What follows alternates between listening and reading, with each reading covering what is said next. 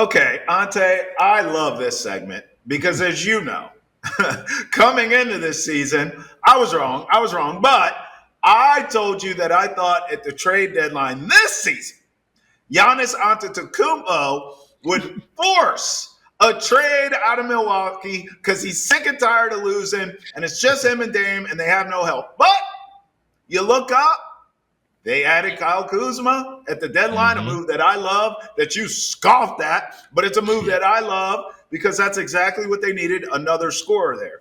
Now, we'll get to Giannis in a second because Shams dropped a hammer on that. But first, I want to start here. This has to tick Giannis off. So Bobby Portis suspended without pay. You don't even get a check. You know how expensive eggs are out here, bro? He's suspended without pay for 25 games for testing positive for basically performance-enhancing drugs, okay? Violating the league's anti-drug policy. So you got that happening. And then Shams drops a hammer that Giannis is very much like, hey, I need to see a long-term vision here. Me and Dame are cooking. I like Kyle Kuzma, but I need to see long-term investments, long-term vision. You have to continue to keep me happy. It's not just about what you did for me yesterday. What are you doing for me today and the next day and the day after and the years to come? So a lot of things bubbling here in Milwaukee, Tay. Let's start with old crazy eyes, Bobby Portis.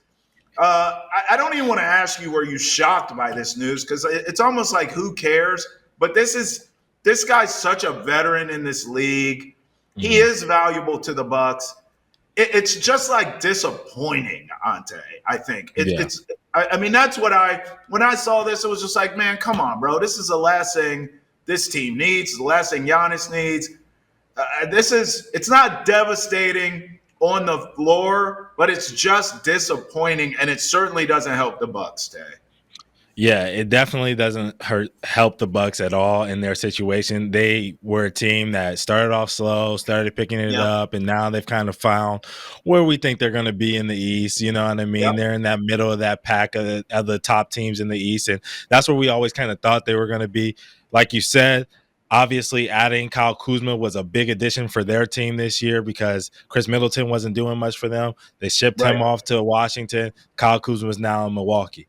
What I'm most confused about in this entire situation is Bobby Portis' assistant mixed up the names of two pain medications. He thought that he was giving him Toradol, but he gave him Tramadol. Like, how, as an NBA assistant to a player that's worth millions and millions and millions of dollars, do you get stuff like that mixed up? It seems a little fishy, but at the same time, I'm not blaming Bobby Portis. I'm just more upset that he was even in this situation as a whole. Now, that's right. Going into the Giannis situation, I think at this point, Giannis just has to wait and see. You know, it's just a wait and see type of situation. Is Bobby Portis a big part of what they do? Yeah, he finished third in Sixth Man of the Year the last 2 seasons for the Bucks. He's a huge part of their operation. But at the same time, I think that other teams have to deal with injuries and all this other stuff, and they have to combat. The Lakers have to try to combat not having a center, and we'll talk more about them later. You know what I mean?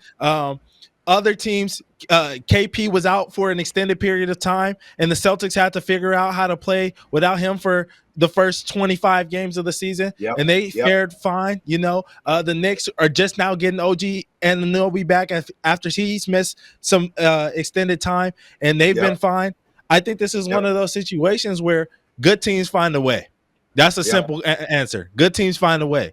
And the Bucks might not be the deepest team in the NBA, and we've come on here and we've talked about it over and over again, how bad of a situation they have managed putting talent around Giannis and Dame.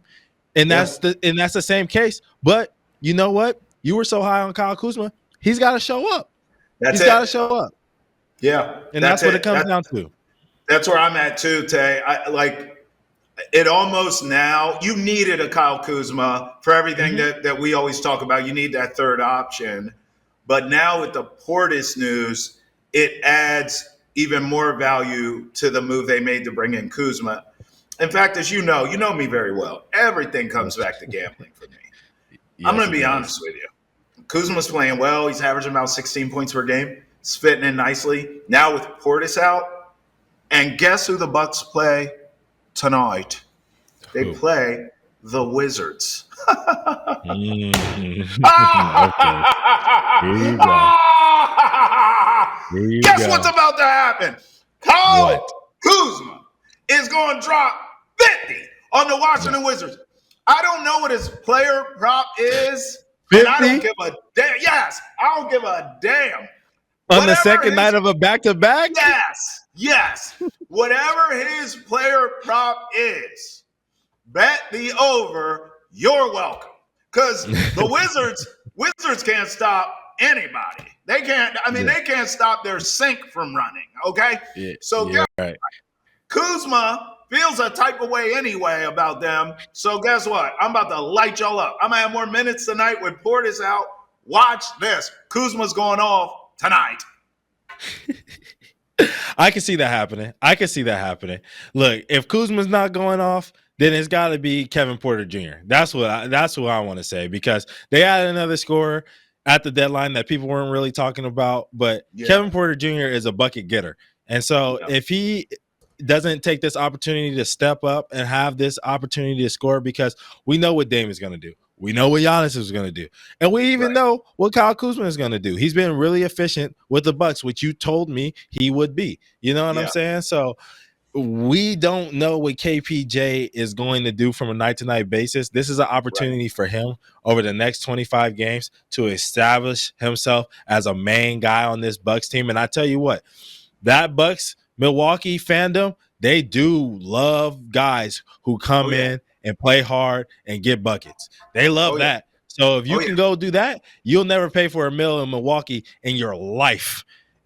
All it takes is one playoff push from you, KPJ. That's it. So we'll see if he can get it done.